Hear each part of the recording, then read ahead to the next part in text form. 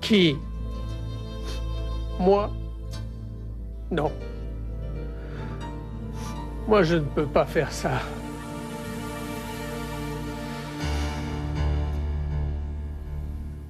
Ah. Mais enfin, c'est incroyable. Ne t'inquiète pas, Diana, tu vas voir. Diego va réapparaître. Non, il peut pas être perdu, je ne sais pas. Il ne faut pas s'affoler de cette manière. Aurelio, dès que tu arrives à la ferme de Joaquín Arango, s'il te plaît, préviens les par radio à l'hacienda. Diana va être très impatiente de savoir.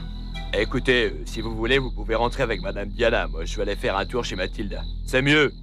Je connais bien les environs, moi. Oui. Retournez à Casablanca, Jérémy. Ok, mais de toute façon, nous allons passer par le village. Peut-être qu'on va les retrouver, n'est-ce pas? Voilà Diego. Diego, mais où étais-tu? J'étais caché. On est venu me prévenir que la police était tout près et qu'ils encerclaient l'hacienda. Mais qui? Moi? Vous ne vous étiez pas rendu compte qu'il y avait encore plus de policiers qui recherchaient Diego? Vous pensiez que les seuls qu'il y avait étaient à Casablanca, mais en réalité, il y en avait encore plus dans le village. Et toutes les fermes autour. Et ils interrogeaient tout le monde. Ils étaient sur le point de venir ici, mais j'ai été plus rapide qu'eux. Je ne sais pas par où elle m'a amené. Mathilde connaît tout le chemin pour traverser les champs de café. Bon ben, je vais vous laisser. Bonne nuit.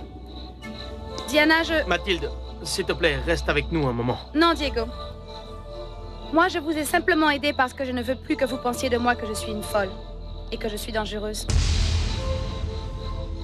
Excusez-moi. Mathilde. Non, Diego, laisse-la partir, elle est comme ça, là, laisse-la. Allons à l'intérieur, Diego. Le danger est passé et... Mais Jérémy a raison. Diego, tu dois partir d'ici. Oui, à n'importe quel endroit où personne ne devine que tu y vis, Diego, parce qu'ici... On a cru que c'était un endroit sûr, mais voilà ce qui s'est passé. Mais bon, parlons à l'intérieur, parce que je dois téléphoner à Paloma.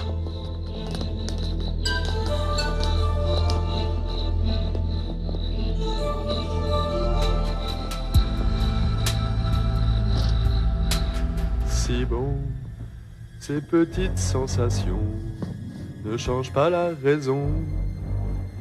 Cristina Grimaldi, une Européenne qui veut passer inaperçue. Quelle chance tu as, Miguel. Très bientôt, tu vas enfin ne plus être veuf. Et avec une Grimaldi. Nous devons partir de ce pays. Je ne crois pas que mon ancienne belle famille se réjouisse d'apprendre que je suis toujours dans le coin. C'est si bon, ces petites sensations. 1. Ne change pas la raison. 2. Voilà, c'est elle.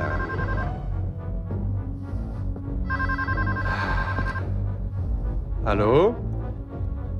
Christina, je pensais que tu ne m'appellerais plus. Je t'avais promis.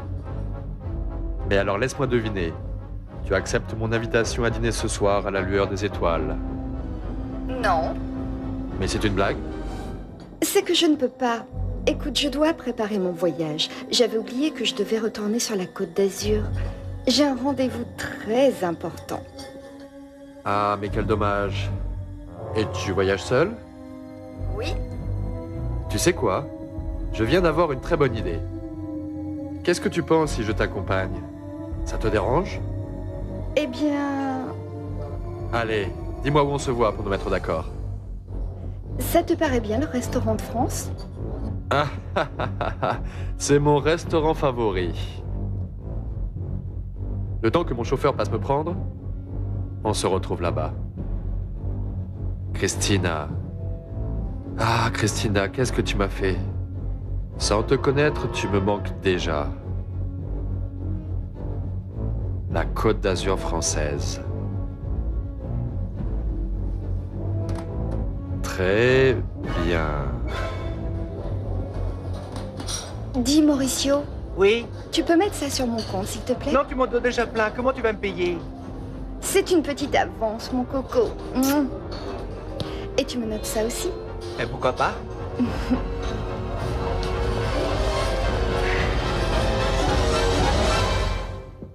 Elena doit être prévenue. Elena doit être prévenue.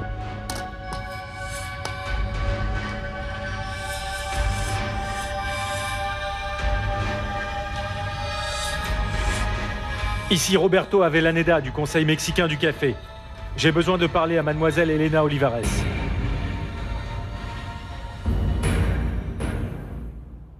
Non, ne t'inquiète pas, Elena. Enfin, là, je t'appelle depuis chez moi. Ah, Martha, mais c'est que tu es vraiment folle, hein? Ce coup de fil va te coûter vraiment très cher. Non, ne t'inquiète pas, Paloma. Tu sais, ça en vaut la peine. Ah, mais pour savoir comment tu vas, comment ça se passe, si tu as des problèmes, tout. Non, mais ça va plutôt bien, tu sais. Je veux dire, c'est normal. Je viens juste de commencer, mais apparemment tout s'annonce très bien. C'est tranquille, je vais bien, quoi. Dis-moi, et Monsieur Mariano Sanz ne t'a pas téléphoné? Justement, je viens de lui parler tout à l'heure. Mais dis, Martha, mais cet appel va te revenir très cher, tu sais. Si tu veux, je te rappelle tout de suite. Non. Mais attends, Elena, moi, je... Mais bon, Martha, alors, qu'est-ce que tu veux me dire? Comment ça, elle ne peut pas me répondre? C'est parce qu'elle reçoit un appel longue distance. Dès qu'elle raccroche, il faut qu'elle me rappelle immédiatement.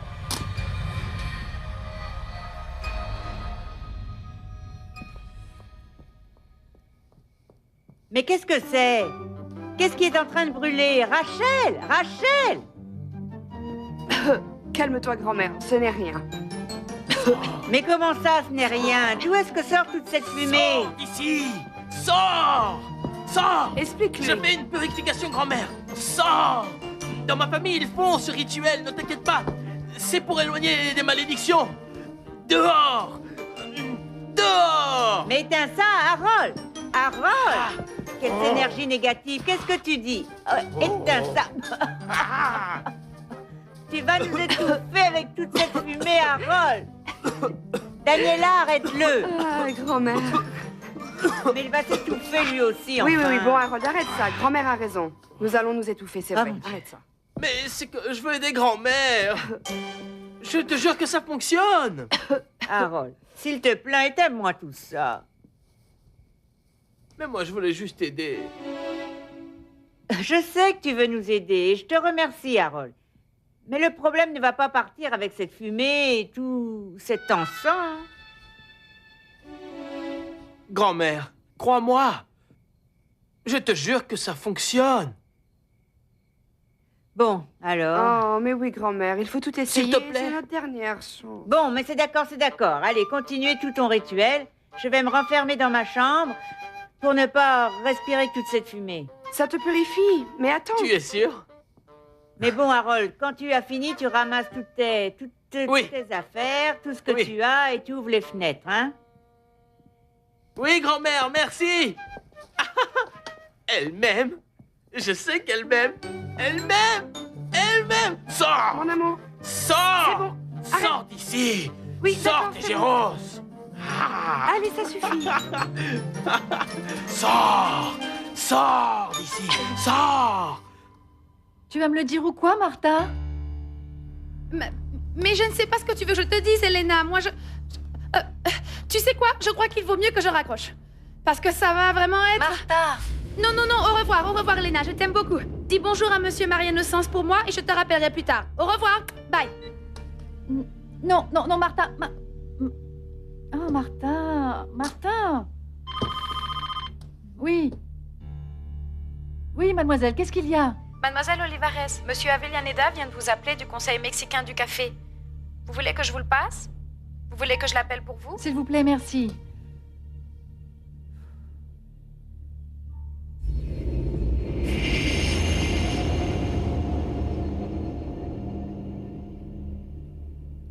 Écoute, Georges, je t'appelle parce que le secrétaire d'État à l'agriculture a appris qu'Elena pourrait être impliquée dans l'affaire de la Cafetalero. Comment? Qui lui a dit? Je n'en ai pas la moindre idée. Mais j'ai bien peur que tout cela commence à se compliquer, Georges. J'ai essayé il y a un moment d'appeler Elena pour la mettre au courant, mais... Non, Georges, désolé, mais moi, je ne peux plus rien y faire. Le scandale ne va pas tarder à arriver.